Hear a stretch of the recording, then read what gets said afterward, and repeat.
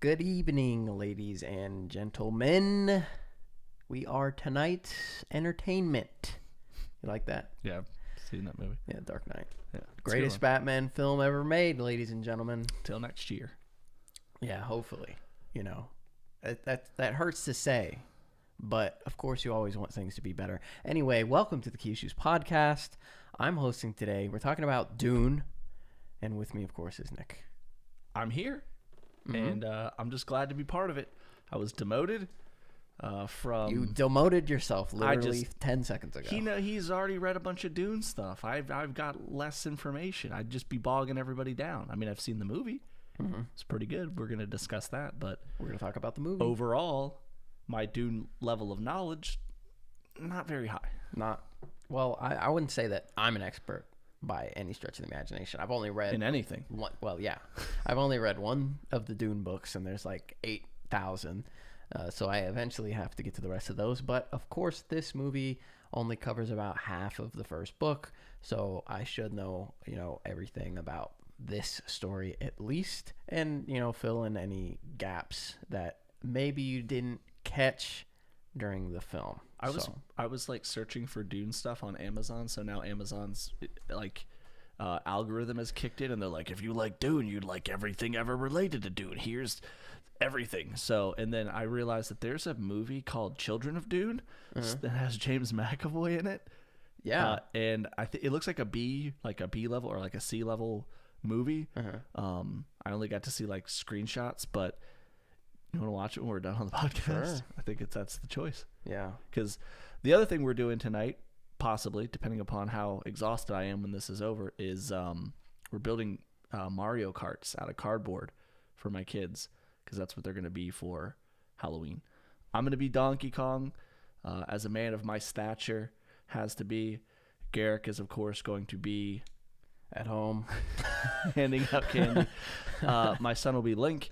My other son will be Mario, and my wife is going to be Luigi. And if you think I'm not going to make her wear the fake mustache, you're wrong. If it comes off... Oh, wait, no. Luigi doesn't... Does Luigi have a mustache? Yes. Yeah, he does, yeah. She has to wear the mustache. Does Luigi have a mustache? Miles has to wear it, too. Yeah, I agree. And he's 2. He's going to rip it off immediately. So, on your Amazon, are they recommending any, like, Dunes? Any Shai Haluds? Yeah. Great makers. Worm repellent. Like dumpers. A lot of things for me to keep moisture trapped into my body. It's really weird. Have you been practicing your sand walk? Mm-hmm. Yeah, everywhere I go, really, pretty much. Keeping it loose, keeping it funky. I mean, that's kind of how I walk anyway. The police keep stopping me on the side of the road. They're like, buddy, you good? I'm like, I'm trying to not attract the worm. Excuse me. This is just how I walk. Yeah, what? And they're like, where are you coming from? I'm like, the bar, because I've been drinking. I'm coming from the Fremen place where they hang out. Wherever. Yeah, I just had a knife fight with a guy, and I killed him. My first kill ever. So, as far as what's going on with us, did we have a podcast last week? Or is this? Yeah, we did. We talked about New York Comic Con. Oh, man. 2 weeks in. We're strong. So, this past week... That's how bad at podcasting we're all like, did we actually do this twice in a row? Yeah. Ugh. It's rough. But I had family in, which was fun, I guess, in my new house. And it was a little stressful. Streamer mansion. Just because it's new, and I was like... I don't know. I didn't feel like myself. I was being very particular about things. I was like, don't do this, don't do that. And I was like, normally I wouldn't care. But it's like I just, moved in. I just, it was like you opened a brand new toy when you were a kid, and you were like, it's got to be perfect, and you got to play with it the right way. And then after like a month, you're like, whatever, throw it in the toilet, who cares? Yeah. But so I don't know. I feel like I was being a little weird. But I'm sure I'll get over that. We had fun. I mean, I had fun. I went to Baltimore Comic Con last weekend. It was not great. I didn't get to go Friday, which is when I wanted to go, but unfortunately my son was sick, so he had to stay home from daycare for one more day, and that was like the best day to go. Friday's the day that you want to go because that's when all the most books are there. Usually the people who are actual collectors or fucking horrendous scalpers and people trying to make a, buck. That's the day that they go. So I got there on Saturday. I got there really early. I got there about 9:45 and ended up having to wait in line until almost 11:45 because it was down the block, wrapped around the building, and doubled back on itself. So really bad. And I have an industrial engineering degree.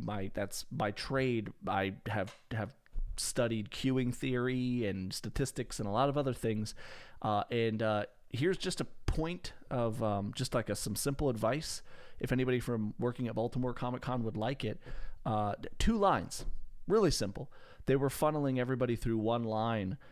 You were having people check their COVID status and then move to the ticketing line, and it just took way too long. They should have split it all up. So that was kind of a bummer. And then once I got inside, it was significantly smaller this year than it was in previous years, but overall it was still a pretty good con. I didn't buy anything massive. I was looking for a Marvel Spotlight number 5, which is the first appearance of Ghost Rider, but apparently that was also the book that everybody else in the DC metro area was looking for, because every single solitary vendor that I talked to this weekend was like, I just sold it. Great. I don't care. You don't have to tell me that. You could have just said, I don't have one. It was a big, by like the 40th They booth, wanted to make you feel bad. Yeah. The one guy was like, maybe if you were here yesterday, dick. And I was like, fine. I'll go eat chicken tenders sitting alone on the floor. And that's what I did. And I bought like 3 comics. Yeah. 4 maybe. I filled in some holes in my Nick Spencer Amazing Spider-Man run that I didn't have because I started it and then I took it off my pull list and then I put it back on like 30 issues later and finished up the run, and I don't know why I did that. I don't know why I ever dropped Spider-Man. It's such a stupid decision, but I did it. And then I got like I got I don't know what else I got. I don't know what I you just got. collect books. You just bought whatever they were selling, whatever they had. They were all out of cares? Ghost Riders, and I'll tell you why they were out of Ghost Riders. Let's see. Everyone's been watching my Ghost Rider video. That's why, coming up on 2 What do we million got here? views. We got some Moon Knight books. There's Moon Knight in here. Got a bunch of Captain Marvel books. We got That shuffling in the long box there is going to sound great on the playback. Yeah, I'm sorry. If you're listening to this, which you're not, that's You could that's what be. I'm doing. Maybe. Yeah. What are we talking about? We're today? talking about Dune. Dune. Dune, ladies Yeah, and gentlemen. sorry. So, Dune, epic new movie. Everybody's been talking about it. Everybody's been watching it. Everyone's gone out to see it or watch it at home on HBO Max. If you have the non-ad-free version, then you can watch it on there. Or you can go see it in the theater, which is what I would recommend. It is an epic film that I think should be experienced in the theaters if at all possible. If it's not, then, watch it at home.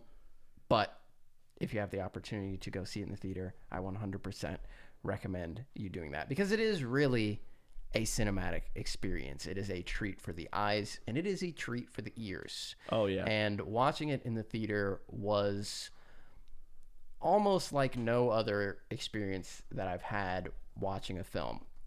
And I think what I appreciate most about Dune is it's a massive summer blockbuster, not in the vein of the Marvel Cinematic Universe or traditional action blockbusters of the past.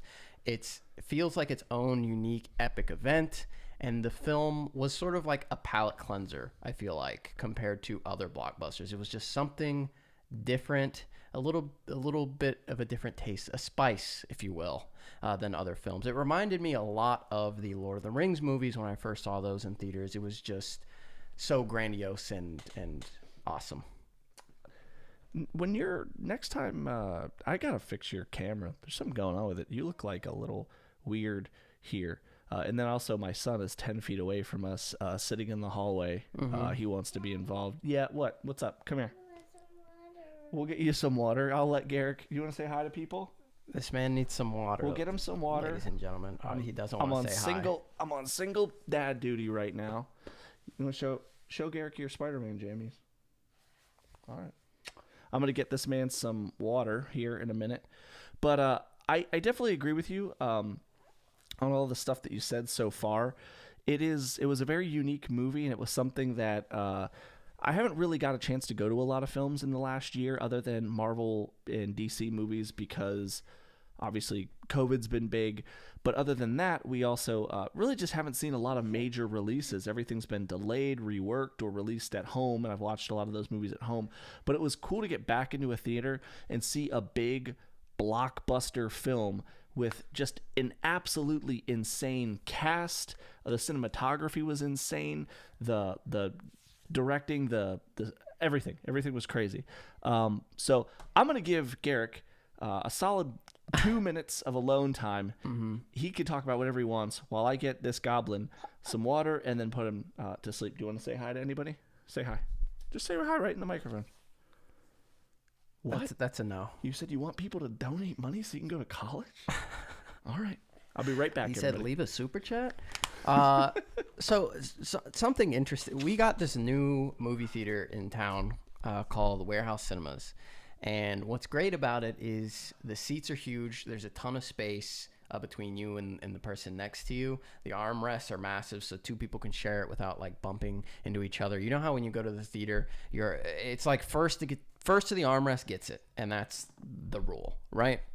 And you can't give it up because if you give it up, the other person's going to take it. If you don't know them, even if you do know them. In this theater, you've got plenty of space you can share without bumping elbows, which is great. The seats are this nice soft leather. They're heated. You can recline in them, and your legs go up, which is great. They have a bar there, so you can get beer, you can get food. They have like little tables in front of you. It's awesome. It's sick. But when I ordered the tickets to Dune, I inadvertently purchased the closed captioning for people who are deaf and can't hear. So there were subtitles on the screen, and I gotta tell you, it bugged me at the beginning. It really did. But you know, I just used my brain power and I shut them out and ignored them and made it through it. But I do need to go see it again without the subtitles. Because they were just on the screen, man. And it's such a beautiful movie that they were a little bit distracting. So I know there's a lot of people out there that love the subtitle. They can't live without the subtitle, without knowing what the character is saying. But I'm not a subtitle guy, really, unless it's something that's foreign. So, like, of course, I watched Squid Game, and I had the subtitles on for that with the original South Korean audio, and then my anime I also don't typically watch dubbed. I prefer subbed, but it was a big goof on my part. And then I'm back. We got popcorn, of course. You go to the theater, you got to get popcorn, you got to get a soda, got to get a little candy. You have to do it right. And Nick and his wife were a little late. It was upon my shoulders to take care of the snacks. So I got in the line. I got the popcorn. Fumbled the ball. I mean, can I explain the story? I just want to set it up so they understand context. There's no context needed. I was going to get there. Okay. So I get the popcorn, and it's one of these places where you got to salt and butter the popcorn yourself, okay? Over by the drink station. I get the butter on. I put the butter down the sides, shake the bag up, put another layer of butter. I did it the right way, okay? So that way the butter is layered and the popcorn's all mixed up, and you don't run out of butter because all the butter's at the top. You want it all the way through. Everyone knows that. That's what you got to do. And if you don't have that option at the theater, then you got to say, I want my butter layered, if they do it in the back. But anyway, so the popcorn needed a little salt, so I got there's a little metal salt shaker there, and I went to pour it, and just all the salt came out like a waterfall, instantly drowned the entire top layer of popcorn in salt. And I had already buttered it. Yep. So the salt is stuck in that butter, and I shook the bag. I did my best, but it was just way too salty. Anyway, I've gone down this rabbit hole to stall for Nick. I appreciate it. Who got his son a little drink of water. Yep. And now we can talk about the movie. As somebody who hadn't read the book going in, what did you think of the movie just as an overall film? I've been seeing most people liked it a lot, But there are some people out there that are like, it was a little slow for me. I didn't understand this. I didn't understand that. What were they going for? And I feel like a lot of those people were a little lost because they hadn't read the book previously, and got a little bit lost. What do you think about going into the film, experiencing it with having no prior knowledge, and understanding the movie as it was presented to you? Sure. So, let me start by saying I don't think you should have to ever read a book or a comic or anything like that to be able to accurately enjoy a film. I think that if that's the case, then you probably are violating a simple rule of storytelling, which is show me, don't tell me kind of a thing. So right off the bat, I think that there was enough substance in the film from a story perspective, writing perspective, and a lore perspective to keep me occupied. At no point, keep in mind, like Garrick said, I've never read Dune. I have watched like the first hour of the original Dune, and that was as far as I could make it. I've tried. I'm sorry. It's just the worst thing I've ever seen. And if that's your favorite movie, I apologize. It's just not for me. But the movie itself, I thought I was so blown away by the visuals and the sound effects, the music, everything that was going on in the movie, that I really didn't have time to worry myself about small things like plot holes and junk like that. But I thought that there was so much substance there that the very first thing that I thought when I left the theater was, I really want to watch that again. Yeah. Because it was dense. It's a very dense film. And from what I understand from Garrick and my wife, who have also read it, it's a very dense book as well, which I typically tend to enjoy. I really liked the Game of Thrones novels. I really like old Tolkien, like, the Silmarillion, The Hobbit, and Lord of the Rings, of course. Those are all very dense books. And then comics can be, depending on who writes them, like if you pick up a Grant Morrison book, good luck. You need to go get a degree in string theory before you understand a lot of the stuff that he's talking about. But over the years, I've read enough stuff and seen enough movies where I think that this wasn't doing anything in the film that was that would predicate me needing to read the book to enjoy it. So I thought it was really, really, really good. And I'm just a really big fan of the director. I thought Blade Runner 2049 is like one of my favorite sci-fi movies, or I guess cyberpunk sci-fi movies ever. The Arrival is a fantastic movie, and there's just his laundry list of films is just so incredible. I was going in with incredibly high expectations, and he still managed to exceed those. Right. So for me, it gave me everything I wanted. The only thing, and I've seen this kind of like echoed online, is people felt like the movie built towards something and then never delivered on what that thing was. It just kind of like abruptly ended. And I felt like maybe the ending point of the film, like the climax, which I guess was kind of, the big battle. There was a big battle that took place before Paul and his mother left where they were at on Arrakis. That was obviously a massive battle, very visually captivating. But after that, it's kind of slowed down and then just ended. There was a small, what I would imagine to be a character-defining moment between Paul and Jamis when they battled in the desert, and then he was introduced to the rest of the Fremen during that point in time. But then the movie just kind of ends.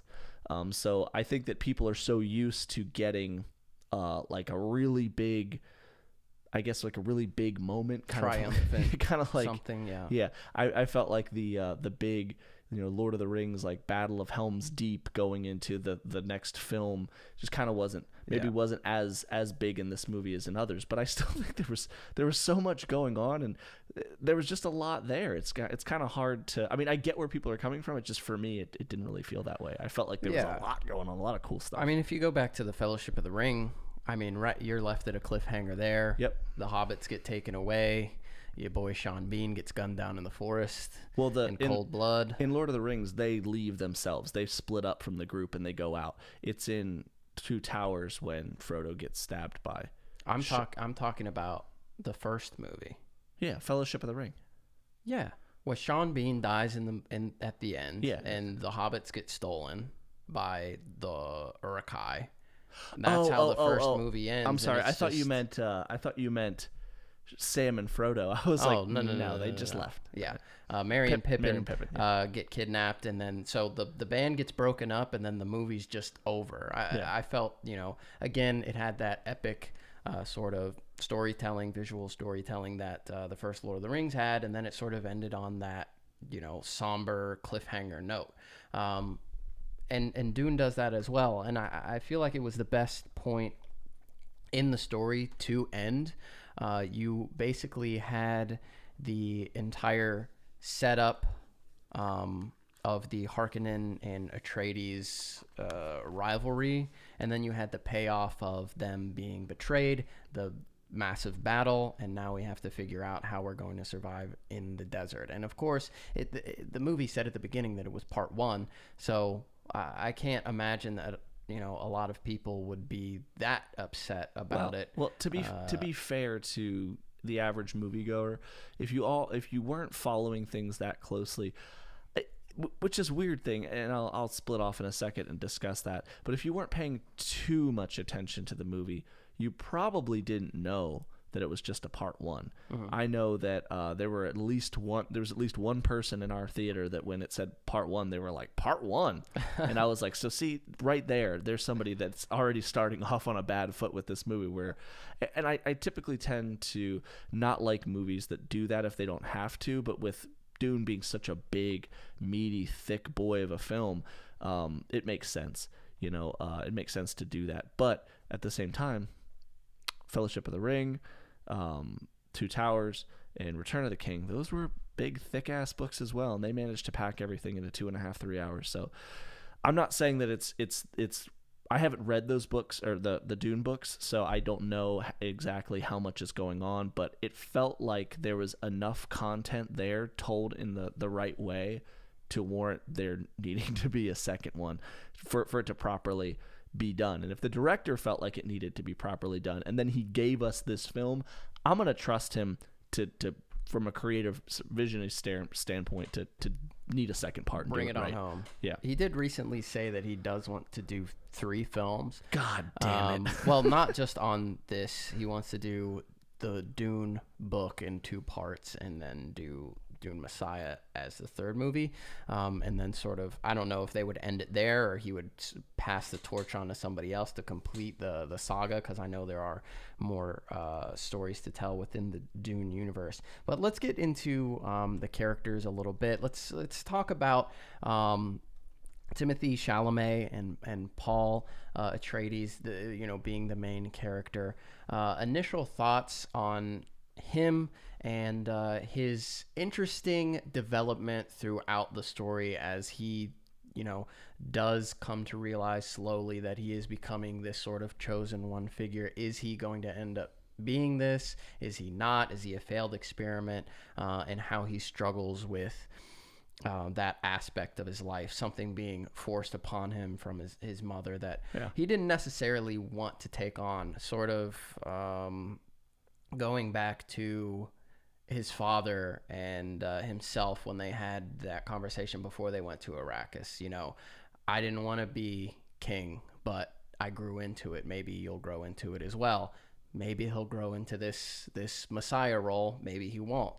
So I thought that was a really interesting dichotomy between his relationship with his father and his, kind of skewed relationship with his mother now that he's realized, what she's essentially done to him. That freak out scene. But what did you think of his characterization, how Timothy played the character, and just the writing of Paul, who is going to be the main character, and he's not necessarily as heroic as the characters we see on screen, nowadays, like your typical protagonist. He's a weirdo, right? A little bit. He's not as relatable as some of these other protags.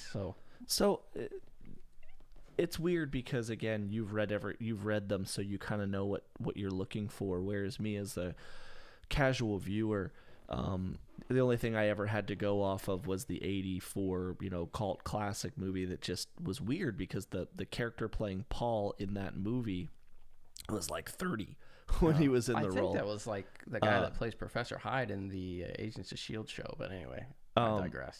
But Paul, I thought, really as a character, kind of played a very, I won't say typical, but kind of typical, like conflicted, I don't want to lead, but I'm going to end up being a leader kind of a character. It's just you kind of sense that he doesn't want to kind of follow in his dad's footsteps necessarily. And there's so much like kind of dirty lore that's tossed in there from the stuff with the Bene Gesserit, the Emperor and what's going on with him, the Baron, that of the Harkonnens, the status of being a duke of a house in this intergalactic empire, what that entails. There's so much stuff that's talked about in the film and just gives you enough to understand it without wasting so much of the time that's probably necessary to tell a story. And I'm kind of glad that they did that, because the extra time that they have really kind of helped develop Paul as a character. And I also like the fact that the majority of the movie was centered around Paul. It didn't spend too much time branching off, dealing with side characters and side plots. Mm-hmm. It focused primarily on Paul and what Paul was going through, his emotions, his journey, and everything that that had to do with. I thought Timothée Chalamet did a really Chalamet. How do you say his last name? Chalamet. Mm-hmm. Sorry, Tim. Sorry, bro. T-Dog. If your last name is even remotely difficult, I'm going to fuck it up. I'm sorry. That's just the way that this podcast works. But he was also in another movie on Netflix that's really good called The King, where he plays Henry V. And it reminded me a lot of when he played that role, the very similar role, like of a reluctant leader who ends up becoming a leader. But obviously it's, different. But I also really liked the fact that everything that was happening in this movie around him, the set pieces, the places that they went, all felt like it would be a natural progression of where humanity would go in the future, and not like some weird intergalactic Star Wars like bullshit where your technology just, I don't know, it would have seemed maybe a little bit too fantastical. Mm-hmm. But everything seemed really interesting. I liked, so I guess I'm going to keep diverging if I don't wrap up my thoughts, but I liked Timothée Chalamet's version of Paul. He did seem a bit mopey at times. Mm-hmm. Other than that, I thought that I would really like to see a little bit more of the hero's journey kind of come out in his character development, but I don't know exactly if that's the way that he progresses in the books. So I don't know. Maybe that's not the right path for him, but it was pretty good. Yeah. Sorry. I mean, some of that was substance, some of it was rambling. I mean, I agree with you. I think Timothy did a great job at nailing the character as he's presented in the book. He sort of is this outcast that holds himself with a little bit more maturity than somebody his age typically would, mm-hmm. Which comes into play a lot in certain scenes that were cut out of the movie. Obviously, if every single scene was in it, it'd be 10 hours long for just part one, but you have to make certain sacrifices. But I really did enjoy his portrayal, and I really liked his chemistry with pretty much everyone in the movie. Yeah, I thought he and Oscar Isaac had a great father-son dynamic. Oscar Isaac has just become like this dude that Hollywood kills keeps it and everything. They keep putting him in movies, and they're like, I feel like somebody at these studios is like, we're going to catch this motherfucker. We're going to put him in something. He's going to suck. And he just knocks it out of the park every time they put him in. Did he knock it out of the park as Apocalypse? Honestly, no, he didn't. But that's not his fault. You're right. And honestly, I don't even remember him being in that movie. Maybe some people might say he wasn't in it at all. Who knows? He was in it. I'm sorry. But yeah, he did a really great job as Leto. Again, I mean, from my perspective, I don't know what he's like in the books, but I thought that the father-son dynamic there was fantastic between the two of them. I would have liked to have actually seen a little bit more out of it, but yeah, honestly, I would have as well. I did like him, again, like I said, with everybody. Mm-hmm. His mother, played by Rebecca Ferguson, Duncan Idaho, played by Jason Momoa, of course, and then Gurney Halleck, played by Josh Brolin. I thought he was great with pretty much everyone, and he had a little bit of a different relationship with each one of these characters, and it was interesting to see how each character interacted with Paul and what, the way they spoke to each other and carried themselves around each other. You got a lot of, backstory out of just the way they were around each other. Like, he and Duncan were very, very casual together. Obviously loved each other a lot. Him and his father were a little bit more formal, but they could have casual conversations. But he was especially formal with his mother and things like that. So, and Gurney. Yeah. So you got a lot of information just by the way these characters interacted. And that's, a tribute to not only the director, but the people, in these roles. So I thought that was a really nice detail with all of these separate characters. But I think everyone pretty much got enough time to shine without really overshadowing, again, like you said, the main character, who is Paul, who we follow from beginning to end. Whenever we diverge into something else, it's just we're in and out and we're right back to where we need to be. Especially with the Harkonnens. They give us very, very little information about them, keeping them pretty mysterious, in my opinion. I think Raban, who is played by Dave Bautista, had like 2 or 3 lines in the whole movie. You just know Raban bad, hurt people. Yeah, like that's it. That's very all angry. You need to know. The Baron, what's he got going on? He hates the Atreides. That's also, all we know. Raban had these mood swings. Like you guys saw Reed earlier on here. My son, his mood swings were worse than Reed's. Try telling Raban you can't have a Hershey bar before bed. You're gonna have a meltdown you've never seen. The Harkonnens were really cool. They were also very creepy as characters. I really like the way that they had Robert Skarsgård's his name, right? Yeah. Who played the Baron. I really like the way they had him he was always above everyone. He was always floating above, like he was better than everyone.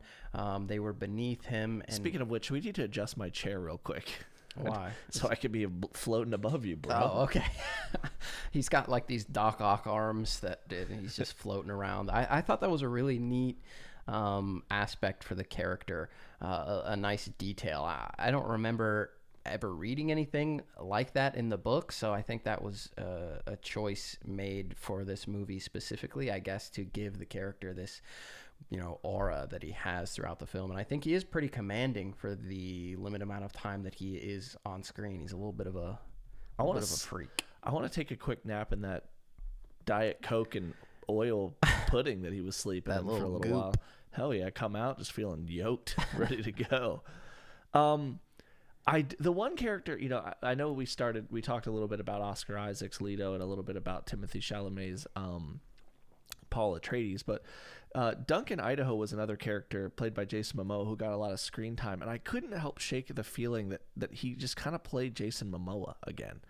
I wasn't expecting a lot out of the character, but I have a hard time shaking Jason Momoa's acting ability in films, and maybe I just need to see him in other stuff, but he always seems like he's like The Rock, like he plays the same role in every movie.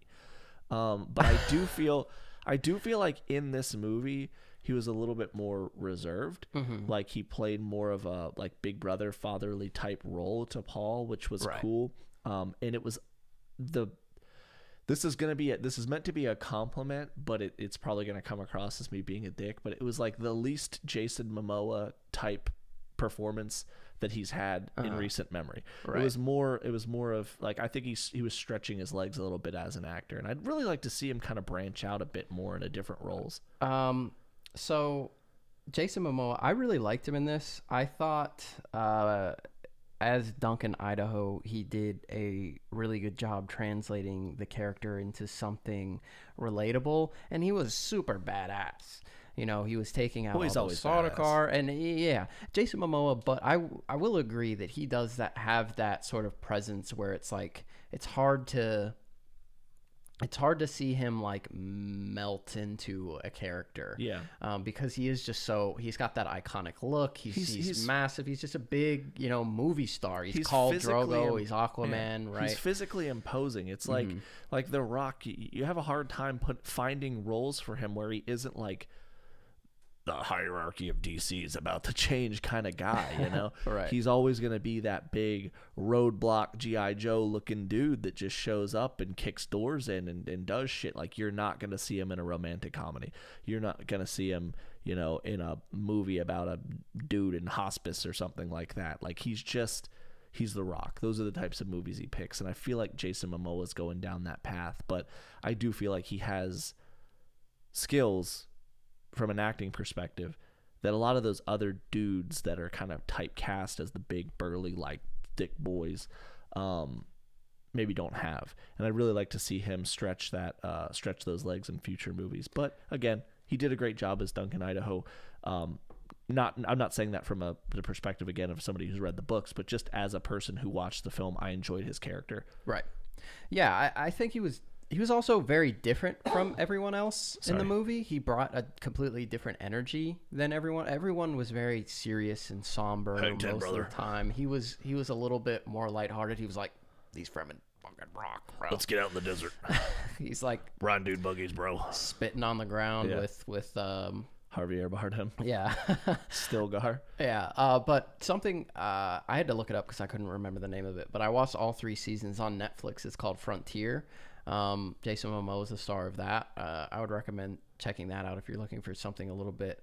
That was what I was thinking of because I remember seeing them, but I just kind of I don't know. I wasn't in a It's a Western, right? Like a Western style. I mean, I get it takes place in like the north, so it's like snowy all the time. Oh, so okay. Yeah. But yeah, I think Jason Momoa did a good job in this film, but it is hard to kind of get past that being Jason Momoa. You don't really have that issue with Oscar Isaac, who I would say is doing roles just as big. I mean, he's going to be Moon Knight coming up. Yep. He was in Star Wars, of course. He was in X-Men Apocalypse. He's in these massive blockbuster major roles, but I don't know. Oscar Isaac is just. He's also in like weird indie movies too, like smaller budget films. Like Ex Machina is a great movie that he's in. He's got great Jake Gyllenhaal energy. He's got got just chops for days when it comes to acting. And I mean, he's quickly becoming one of my favorite actors. He's not my favorite actor because we all know who that is. Right. But I think that he's quickly becoming one of my favorite, and it's probably because Hollywood can't stop casting him in anything. Does he have a family? Does he have friends? Because he doesn't see them. There's no way. He's every other month a movie's coming out for him. Yeah, it's like that's why I know Ryan Reynolds was just like, I'm taking some time off. I was in Deadpool, I was in Deadpool 2, I was in Free Guy, I was in like 11 movies with slamming hot girls and romantic comedies. Just give me some time off. Yeah. So it's quiet time. I don't know. I thought you were going to keep talking, but I'm done. You looked down and you looked up at me like this. You gave me. I was like, I don't know what I'm doing. Oh, okay. I thought you were taking the reins, but nope. I want to talk about Jessica a little bit. Pass. Okay. I'm just kidding. I really liked her. I think she was one of the standouts in the film because you know who could have played her really well? Go ahead. Natalie Portman. You're right. Shout out to Natalie Portman. She would have been great. Killed it.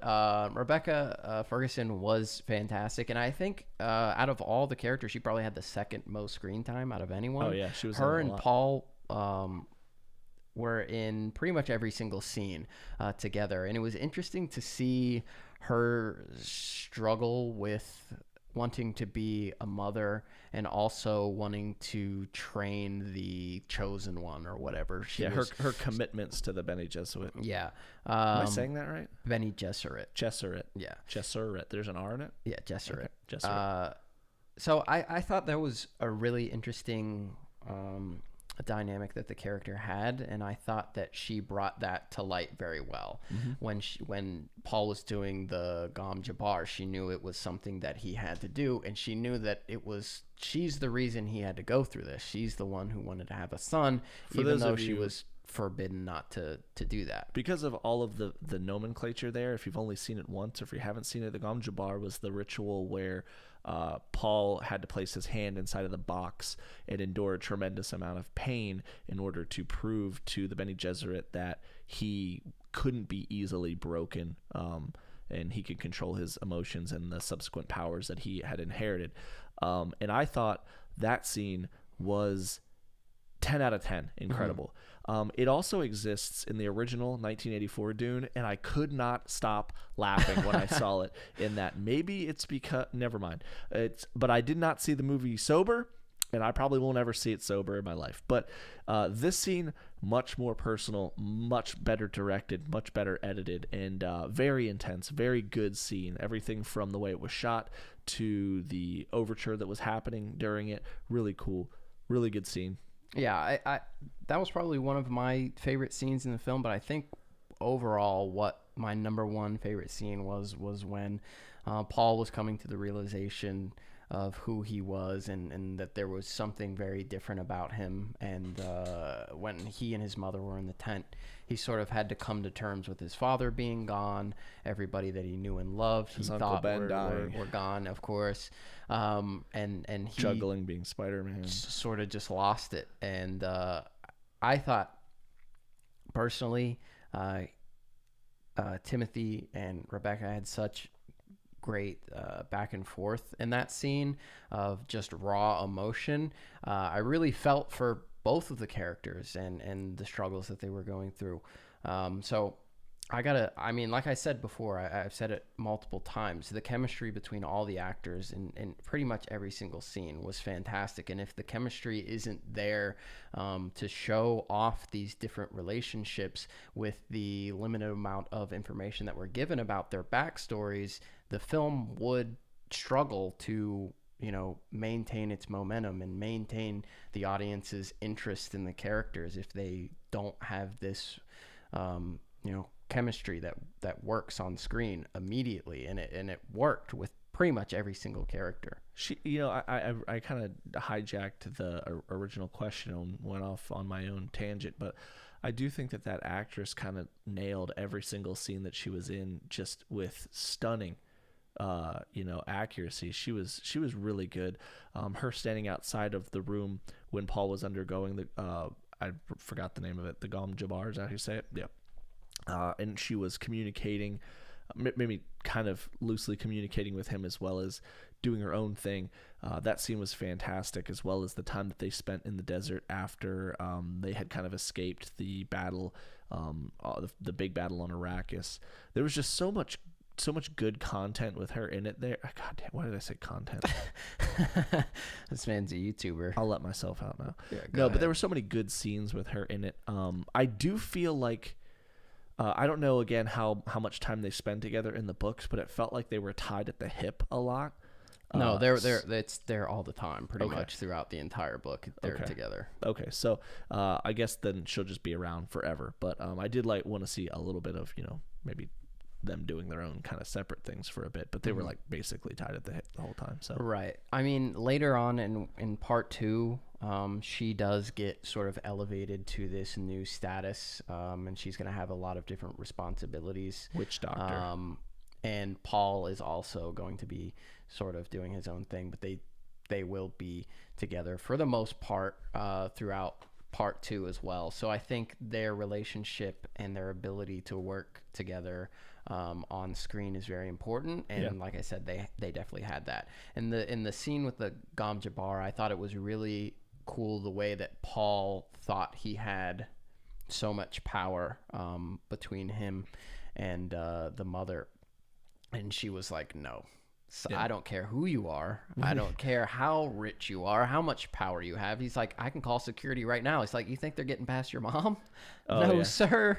And he just, there's nothing he could do. He was so powerless in that moment. And I think that was the first time the character probably ever experienced anything like that. That first scene when he walks in and the mother asks, she's not his mother, but I forgot the actual character's name. That's like the leader of the Bene Gesserit.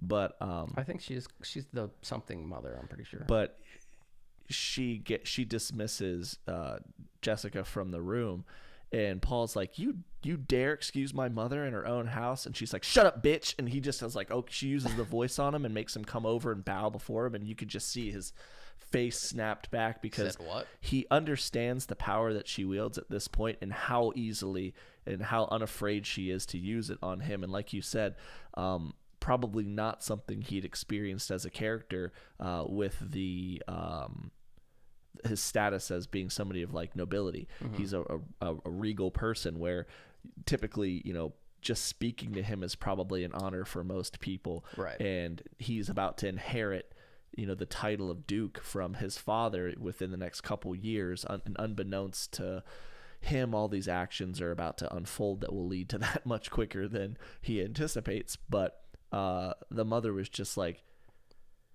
basically kind of hit him with the Yoda when Luke first shows up and he's like, I've done a lot of stuff, and Luke's like, and Yoda's like, man, I mean, I guess kind of a little bitch if you ask me. But it was really, really interesting, really cool scene. I'd like to see, they're definitely the most fascinating characters to me within this universe. Like, what are their desires? What are they, you know, what are they pushing towards? What is the full breadth of their abilities? What abilities does Paul have that he's inherited from them? What does his full potential look like? And I'll figure all that stuff out when I read it, if I read it. The ongoing joke between Garrick and me is I had like months to read this book, and I kept telling him I was going to start. Like, the next day I'm going to start tomorrow, and I just never got around to it. But tomorrow, Garrick, I got nothing on my docket. Work, then I'm going to read it. Okay. I'm excited for you to get through it. That way we can talk about the cool stuff that's going to happen in part 2. We're coming up to time here. But before we get out of here, I want to talk a little bit about a few things that we haven't had a chance to get to, and we'll try and rapid fire through it. Trump's social media platform. Let's talk about Stilgar. Okay. Javier Bardem's character. Yep. The leader of the Fremen. Thought he was hot shit. Yep. Got slapped up by Jessica. Yep. In a 1v1. He said, whoa, I didn't know you were a weirding woman. Yeah. You didn't tell me that. Goddamn. Got a knife to my throat. You're a goddamn space witch. Yeah. That reminds me of that scene. Sorry. We're taking another detour. You can't pass me the buck. When they're tied up on the Harkonnen ship, and Paul, because Paul and his mother clearly speak like every language that you can think of, they also can communicate via sign language, or a form of sign language. And one of the Harkonnens on the ship is deaf, and they're communicating in sign language between the two of them. And Paul's able to actually use the voice accurately for the first time on one of the other Harkonnens in the ship to kill one of the other dudes. And when he does that, they free the mother, and then she just ices everybody because she's a cold, hard killer. But that character, as you said, I mean, when you first are introduced to the character of Jessica, or to the Bene Gesserit characters as a whole, they're really kind of unassuming figures. Like, you get that they're important, but she really made that role like, I got to know more about what these characters can do.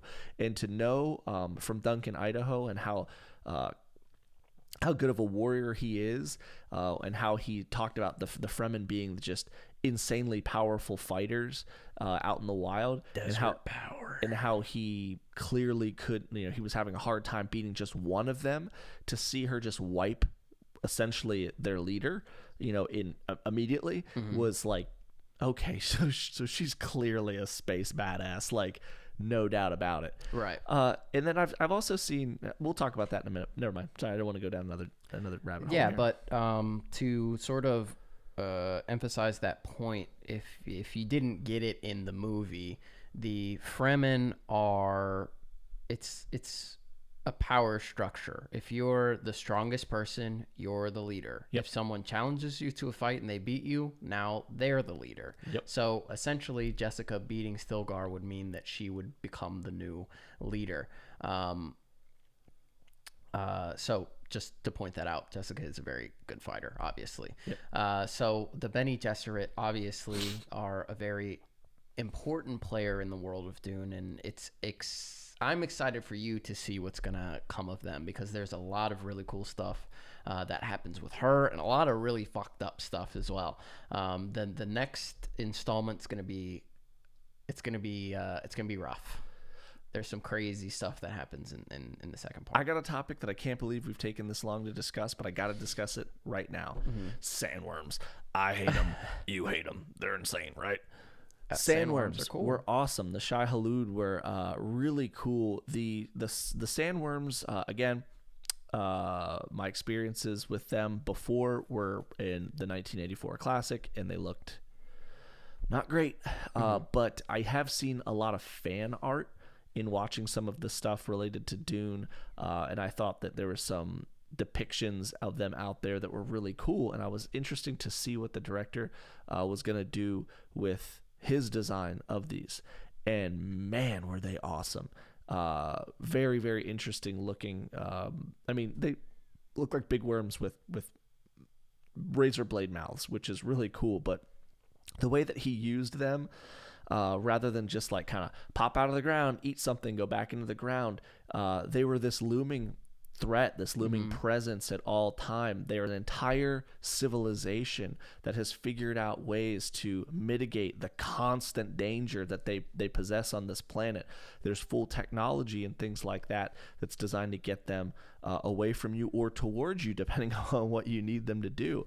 They were capable of, swallowing entire giant harvesters of spice, and just from a visual design perspective, they just looked awesome. A million teeth, and when one falls out, they turn it into this crisp blade, which is like this insanely sacred, ceremonial and useful dagger that they have. Was just, I don't know, man. There's so much lore in this universe that we could probably spend an entire segment talking about nothing but the crazy lore implications. I like, that's the kind of stuff I love. Like, I love big, dense universes that have all of this lore inside of it that you can dive into. And there was so much of that going around where they had their own language and their own names and all this other stuff that was going on. Just so much cool stuff. Yeah. So real quickly, of course, she was marketed heavily. Zendaya is in the film, barely as Chani, and it was interesting the way that they went about that. Obviously, she's a major movie star and super popular and is gonna get butts and seats. But I was like, this character's not in the book for like half of it, and she's not in the movie until the very end. Paul has like these visions of her, of course, to kind of sprinkle her in throughout the movie, so I guess people didn't feel robbed. But if you're going in to see the movie to see Zendaya, she's not in it. Yeah, she's in maybe 5 minutes total. Yeah, she's right at the very end in like the last scene, and that's all she's in. Yep. So don't go in expecting to see a lot of her, but do go in expecting to see a good movie. We didn't spoil everything, but we did spoil quite a bit.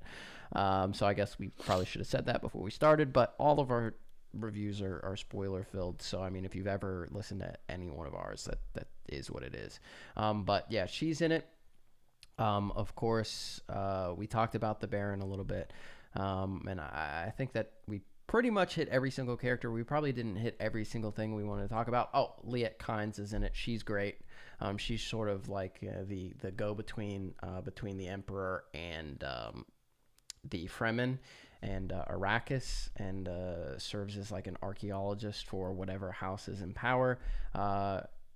She was cool. It's a guy in the book, and he does a lot more in the book, and he gets a lot more time, but you have to make certain sacrifices, and I understand why that character was sort of minimized a little bit to get us through the film.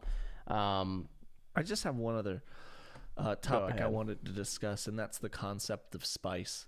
Spice. Obviously, the entire the movie is based off is named off of about Arrakis, the planet, is referred to as Dune within that universe, as the Baron calls it his Dune. Things of that nature. When you get there, they don't really spend a lot of time talking about what spice is and what it does.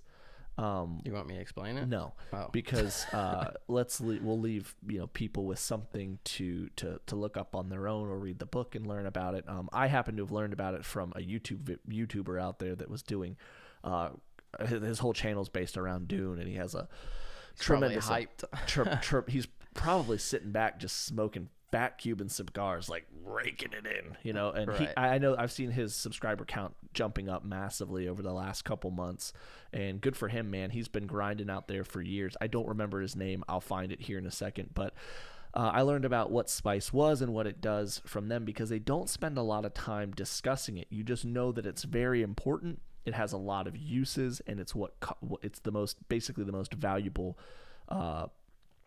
item within the galaxy, and it's what makes space travel possible. So basically the entire space economy, god damn it, is based around this spice stuff. And I just thought it was really interesting for them not to spend a lot of time discussing spice. Like, it's there, that that's what they want out of the planet. There are some plot elements centered around getting spice, but for the most part they just don't really talk about it and like what it's used for. And that kind of, like, for me, I was like, that's weird as I was watching the movie. But the more I thought about it, I was like, I guess I kind of don't care. I don't really need to know yet. I guess when it's important to the story, they'll bring it up and they'll explain more about it later. And I asked you about it, and you were like, oh, they're gonna get into some spicy shit, if you know what I mean. They are going to get into some spice. But that also reminds me, the visual, the ship designs and all the different, very cool, insane, crazy, very unique as well. Not like super sleek, but pretty functional. Exactly. That was the front. Yeah, it was our front door, which creaks is the creakiest like thing I've ever house. heard in my life. But we have 1 minute left. If you want to do questions, or we can just. The YouTuber that I was mentioning before, he looks like he's partnered. I wanted to bring this up because he actually has more subscribers than us now. Is called Quinn's Ideas. So that was a great channel that was discussing a lot of different things. Most of them were Dune related, the stuff that I saw, but it looks like he has a ton of other content. So good channel, really cool, good content. So I don't have anything else. I do want to mention that Eternals is coming out next week, and we're going to start dropping bombs related to Eternals. And listen to me.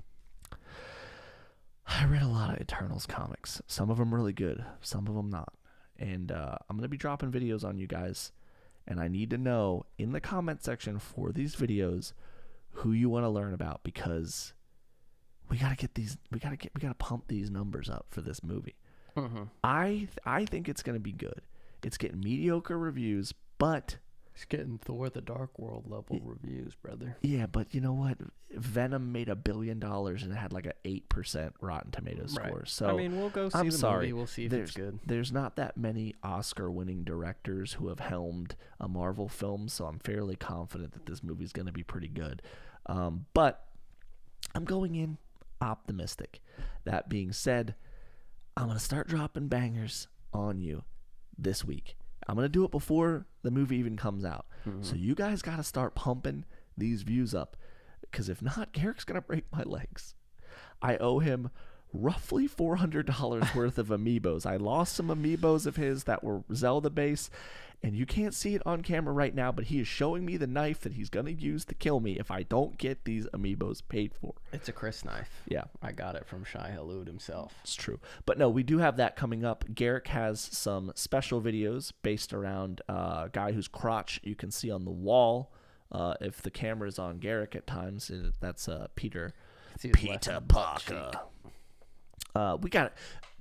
We got to move that down. I'm tired of people just seeing basically only his I've been taint. saying that. You can only see Spider-Man's taint, and that's not it's a great taint. It's classic, but we got to bring it down so you can see a little more of him. Other than that, he has got some great videos coming around for that. We also got some secret stuff that might be spooky for Halloween this weekend.